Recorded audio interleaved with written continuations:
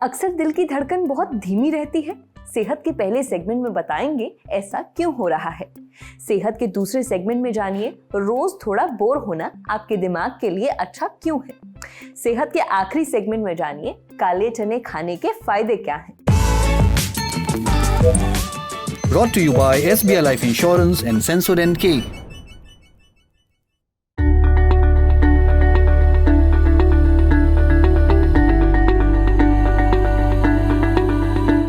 आप कुर्सी पर आराम से बैठे थे, अचानक आपका सिर चकराने लगा, सांस लेने में तकलीफ होने लगी, सीने में दर्द शुरू हो गया। आप परेशान तुरंत पानी लेने के लिए उठे कि शायद पानी पीकर कुछ आराम मिले, लेकिन जैसे ही खड़े हुए आपको चक्कर आ गया, बेहोशी सी छाने लगी। घबरा कर सीने पर हाथ रखा तो महसूस हुआ कि धड़कनें बहुत धीमे चल रही हैं, नॉर्मल से बहुत ज्यादा धीमे। आपको याद आया कि ऐसा तो अक्सर होता है, लेकिन इस बार आपने इसे नजरअंदाज नहीं किया। तुरंत डॉक्टर के पास पहुंचे, वहां कुछ टेस्ट हुए तो पता चला कि आपको ब्रैडीकार्डिया है। ब्रैडीकार्डिया यानी दिल की धड़कन का बहुत ज्यादा धीमा हो जाना। ब्रैडीकार्डिया शब्द भले बहुत आम ना हो, पर यह दिक्कत बड़ी आम है। आज सेहत के इस एपिसोड में हम ब्रैडीकार्डिया पर बात करेंगे। डॉक्टर से जानेंगे कि ब्रैडीकार्डिया क्या होता है, हार्ट रेट कितनी होने पर इसे ब्रैडीकार्डिया कहते हैं, इसके कारण क्या है, लक्षण क्या है, कौन से जरूरी टेस्ट आपको कराने चाहिए और ब्रैडीकार्डिया से बचाव व इलाज कैसे किया जाए। सुनिए। जो भी अबनॉर्मली स्लो हार्ट रेट होती है उसको हम ब्रैडीकार्डिया बोलते हैं। ब्रैडीकार्डिया में अक्सर हार्ट रेट जब लेस देन 60 बीट्स पर मिनट्स होती है एक अडल्ट में, तो उसको ब्रैडीकार्डिया बोलते हैं। हालांकि जैसे कि इंटेंस वर्कआउट करने वाले एथलीट्स वगैरह में 40 to 50 बीट्स पर मिनट भी हार्ट बीट्स नॉर्मल मानी जाती है।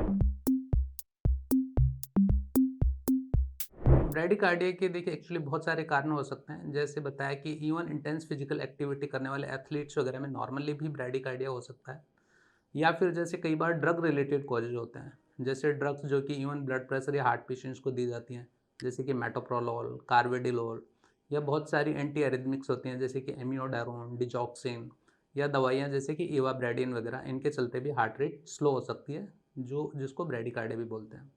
फिर बहुत सारी पैथोलॉजिकल स्टेट्स होती हैं जैसे कि थायराइड की डिजीज़ है जिसमें हाइपोथायराइडिज्म होता है, या फिर इलेक्ट्रोलाइट्स की नॉर्मलिटी हो जाती है, जैसे ब्लड में पोटेशियम बढ़ जाता है जिसको कि हाइपरकैलेमिया वगैरह बोलते हैं, या जैसे कई बार हमारी बॉडी का टेम्परेचर बहुत कम हो जाता है, एक्सट्रीम लो हाइपोथर्मिया वगैरह, उसमें भी ब्रैडीकार्डिया हो सकता है।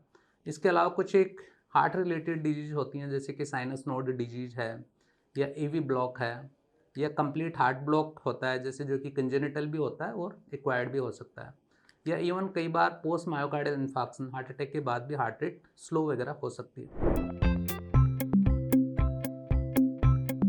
Bradycardia could be asymptomatic also, कि कई बार हो सकता है पेशेंट को कोई सिम्टम ही नहीं हो, या फिर ब्रैडीकार्डिया में इस तरह के सिम्टम्स हो सकते हैं जैसे कि डिजीनेस होना या लाइट हेडेडनेस, इवन कई बार फेंटिंग एपिसोड या ब्लैकआउट होना, पेशेंट को अबनॉर्मल हार्ट बीट परसीव हो सकते हैं जिसको कि पाल्पिटेशंस भी बोलते हैं, स्किप हार्ट बीट वगैरह के चलते, या कई बार इवन जिन पेशेंट्स को अंडरलाइंग हार्ट डिजीज़ वगैरह भी होती है उसमें स्लो हार्ट बीट के चलते कई बार चेस्ट पेन वगैरह भी हो सकता है। तो ये ब्रैडीकार्डिया के अक्सर कॉमन सिम्टम्स होते हैं। तो कॉमनेस्ट टेस्ट तो जो सब जगह किया जाता है वो ECG, उसके अलावा जैसे एको हम कर सकते हैं जिसमें कि हम हार्ट की स्ट्रक्चरल डिजीज़, वाल्व डिजीज़, ये सब असेस कर सकते हैं। होल्टर मॉनिटरिंग करके होता है जिसमें हम 24 या 48 आवर्स के लिए हार्ट बीट्स को मॉनिटर कर लेते हैं। इसके अलावा आजकल लूप रिकॉर्डर्स अवेलेबल होते हैं जैसे कि इम्प्लांटेबल, जहाँ पे कि सपोज हमें हार्ट बीट 6 मंथ से इस तरह से रिकॉर्ड करनी होती है तो वहाँ पे हम इम्प्लांटेबल लूप रिकॉर्डर वगैरह इस्तेमाल कर सकते हैं, या फिर एक्सटर्नल लूप रिकॉर्डर्स भी होते हैं जिसमें वीक्स वगैरह के लिए फॉर अ वीक और 2 weeks we can record the heart beat. इसके अलावा सपोज जैसे किसी को थायराइड है तो थायराइड प्रोफाइल का टेस्ट करवा लिया, इलेक्ट्रोलाइट्स टेस्ट करने के लिए हमें सीरम पोटेशियम वगैरह चेक करते हैं ब्लड में, किसी को हार्ट अटैक इस तरह की पॉसिबिलिटी सस्पेक्टेड होती है तो एंजियोग्राफी वगैरह ये सब भी किया जा सकता है। सपोज जैसे कोई इंटेंस एथलीट है जिसकी कि heart rate resting 40 to 50 beats per minute है, लेकिन उनको कोई सिम्टम नहीं रहते, तो ऑब्वियसली इस तरह के पेशेंट्स को तो कोई ट्रीटमेंट की ज़रूरत भी नहीं होती।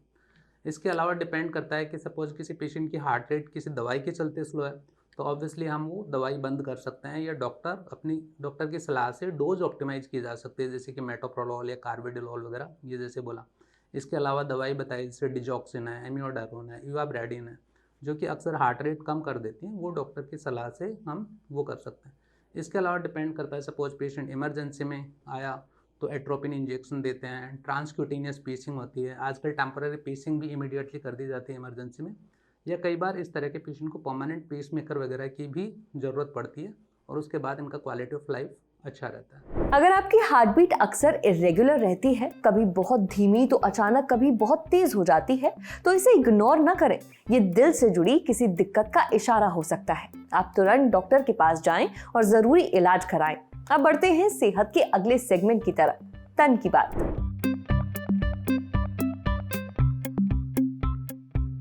Sensodent toothpaste for sensitive teeth. Bore होना अपने आप में कितना बोरिंग होता है ना। मतलब कोई काम करने को नहीं है, समझ ही नहीं आ रहा खाली आदमी अपना दिमाग कहाँ चलाए।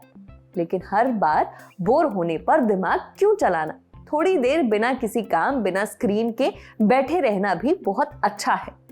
अब आप कहेंगे बोर होने में क्या फायदा? तो भाई फायदा तो है, वो भी खास आपके दिमाग को। पारस हेल्थ उदयपुर में कंसल्टेंट न्यूरोफिजिशियन डॉक्टर तरुण माथुर बताते हैं कि रोज 10-15 मिनट बोर होना दिमाग के लिए अच्छा है। जब आप किसी काम में बिजी नहीं होते, कोई खास चीज नहीं सोच रहे होते, तब दिमाग का डिफॉल्ट मोड नेटवर्क एक्टिव हो जाता है। ये दिमाग को आराम देता है, पुराने अनुभवों को प्रोसेस करता है और नए आइडिया बनाने में मदद करता है। यानी थोड़ी बहुत बोरियत दिमाग के लिए रीसेट बटन जैसा काम करती है। लेकिन बोरियत भी एक हद तक ही अच्छी है। अगर कोई व्यक्ति घंटों बोर होता है, उसका किसी काम में मन नहीं लगता, हर चीज से ऊब जाता है, उसे चिड़चिड़ापन रहता है, तो ये डिप्रेशन या बर्नआउट की तरफ इशारा हो सकता है। बर्नआउट एक ऐसी कंडीशन है जिसमें व्यक्ति लंबे वक्त से चल रहे तनाव की वजह से फिजिकली, मेंटली और इमोशनली पूरी तरह थक जाता है। अगर ऐसा है तो फिर किसी प्रोफेशनल की मदद लेना बहुत जरूरी है। अच्छा, आपने भी नोटिस किया होगा कि आजकल हम बहुत जल्दी बोर होने लगे हैं। कुछ सेकंड की रील भी पूरी नहीं देखते। पहले किताब एक दिन में पढ़ लेते थे, अब हफ्तों लग जाते हैं। मूवी देखते देखते फोन उठाने लगते हैं। पढ़ने बैठते हैं तो मन बार बार स्क्रीन की तरफ भागता है। ऐसा क्यों? डॉक्टर तरुण कहते हैं कि ऐसा तब होता है जब दिमाग हाई डोपामीन का आदी हो जाता है। डोपामीन एक न्यूरोट्रांसमीटर है। न्यूरोट्रांसमीटर्स केमिकल मैसेंजर्स होते हैं जो एक न्यूरॉन से दूसरे न्यूरॉन तक सिग्नल पहुंचाते हैं। जब हम कोई ऐसी एक्टिविटी करते हैं जिससे हमें अच्छा महसूस होता है, जैसे अच्छा खाना खाना, एक्सरसाइज या किसी से तारीफ मिलना, उस वक्त दिमाग में डोपामीन रिलीज होता है। इसे फील गुड हार्मोन भी कहते हैं। लेकिन आजकल हम डोपामीन को नेचुरल तरीके से नहीं बल्कि तुरंत पाना चाहते हैं। इंस्टेंट फूड, इंस्टेंट शॉपिंग जैसी चीजें हमें फौरन खुशी देती हैं। बहुत ज्यादा फोन चलाना और सोशल मीडिया की लत भी इसका हिस्सा है। ये सब दिमाग में डोपामीन रिलीज करने के शॉर्टकट बन जाते हैं। जब दिमाग को इन शॉर्टकट्स की आदत पड़ जाती है तो ऐसा होना आपके लिए अच्छा नहीं है, क्योंकि इससे फोकस कम होता है, कुछ करने की चाह घट जाती है, नींद की क्वालिटी खराब होती है, चिड़चिड़ापन बढ़ता है और व्यक्ति के सीखने की क्षमता भी धीरे धीरे घटने लगती है। इसीलिए रोज 20 से 30 मिनट नो स्क्रीन टाइम रखना जरूरी है। ना फोन न टीवी। इस दौरान आप टहलने जा सकते हैं, ध्यान लगा सकते हैं या बस चुपचाप बैठ सकते हैं। समझे? अब बारी है सेहत के आखिरी सेगमेंट की, खुराक, यानी एक झक्कास सी हेल्थ टिप। काले चनों को कभी प्याज, टमाटर, नमक, मिर्च डालकर खाया है? जो स्वाद आता है ना भाई वाह। बिल्कुल ऐसे ही काले चनों की सब्जी भी बड़ी टेस्टी लगती है। और सिर्फ टेस्ट ही नहीं, काले चने फायदों में भी नंबर 1 है। क्यों खाने चाहिए काले चने? ये हमें बताया आर्टेमिस हॉस्पिटल में clinical nutrition and dietetics department की team lead doctor Anshul Singh ने। डॉक्टर अंशुल कहती हैं कि जिन लोगों का हाजमा अक्सर बिगड़ जाता है उन्हें काले चने जरूर खानी चाहिए। वैसे भी सर्दियों में लोग खूब बाहर का खाते हैं, इससे उनका पेट खराब हो जाता है, लेकिन काले चनों में सॉल्युबल और इनसॉल्युबल फाइबर दोनों होते हैं। सॉल्युबल फाइबर पानी में घुल जाता है और जेल जैसा पदार्थ बना लेता है, इससे स्टूल आसानी से पास होता है। वहीं इनसॉल्युबल फाइबर पानी में नहीं घुलता, बल्कि ये स्टूल को भारी बनाता है। इस वजह से काला चना कब्ज, गैस और अपच तीनों से राहत देता है। काले चनों में प्रोटीन, फाइबर ज्यादा और कैलोरी कम होती है, इसलिए इसे खाने के बाद पेट देर तक भरा महसूस होता है। आप ओवर ईटिंग नहीं करते और वजन घटाने में मदद मिलती है। जिन लोगों के शरीर में खून की कमी है उन्हें काला चना जरूर खाना चाहिए, क्योंकि इसमें आयरन होता है।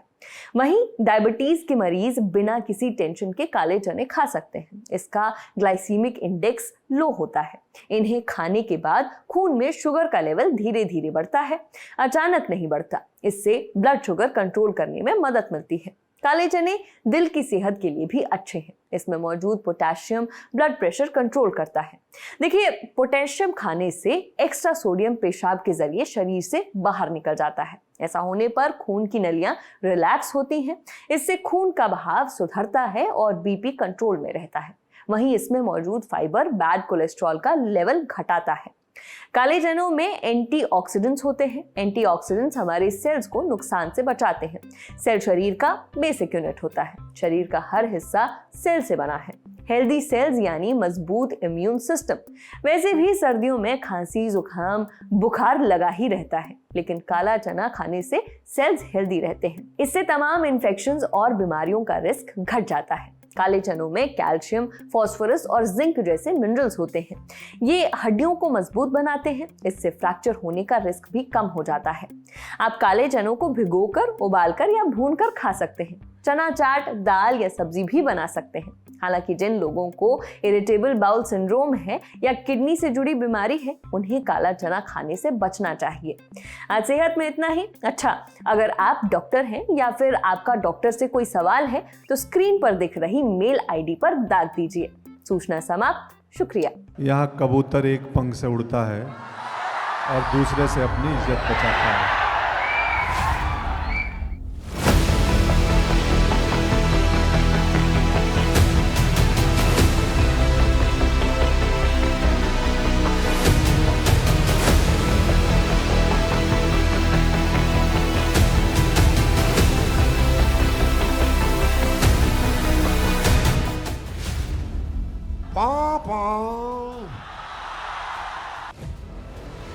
रील नहीं, बिहार वाली रियल वाइब्स चाहिए तो 10 जनवरी को आइए बापू सभागार पटना, जहां सजेगा लल्लन टॉप अड्डा। thelallanTop.com खोलो, बैनर पर क्लिक करो और तुरंत करो रजिस्टर और पहुंच जाओ पटना के सबसे जबरदस्त अड्डे में।